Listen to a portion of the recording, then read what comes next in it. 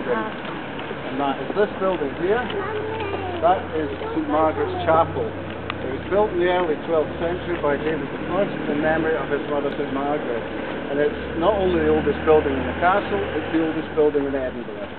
Now, St Margaret was an Anglo-Saxon princess, and she had been forced to flee England as a result of the Norman invasion in 1066. Now, she had intended fleeing back to the continent, but unfortunately her ship got into a storm and was driven northwards, and actually ended up arriving in the River Forth. King Malcolm, who was King of Scotland, Malcolm Canmore, which means big head, anyway, that was his name, Malcolm Canmore. He was the king at the time, and he sent ambassadors down to greet this ship. And they returned with very favourable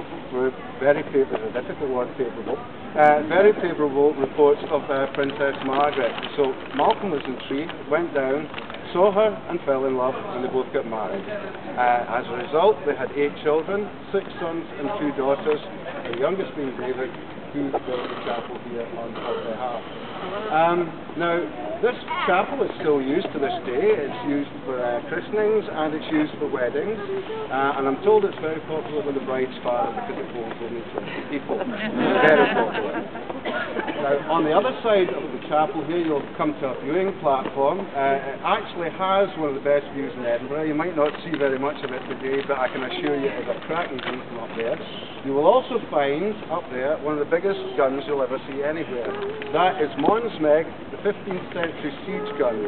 It was built in Belgium in the town of Mons in 1449. And it arrived in Scotland under somewhat bizarre circumstances because Mary of Geldra, who was the wife of James II, happened to be the niece of the Duke of Burgundy.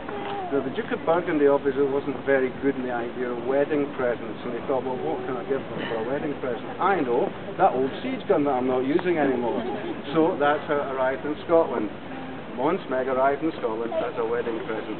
Don't ask me how they wrapped it, I have no idea, and especially as James was actually just expecting a toaster or something like that. However, that's what he ended up with, and it's been here ever since. It has actually been used in sieges. It's been used in the siege of Edinburgh Castle down in England. It was used against the English, and it was used against rebellious Scottish lords. And it was built for one purpose and one purpose only, knocking down castle walls. That's its only purpose. It was never an anti-personnel weapon. But it was always kept in Edinburgh Castle with a brief holiday at the Tower of London for a while. However, that's Mons Meg.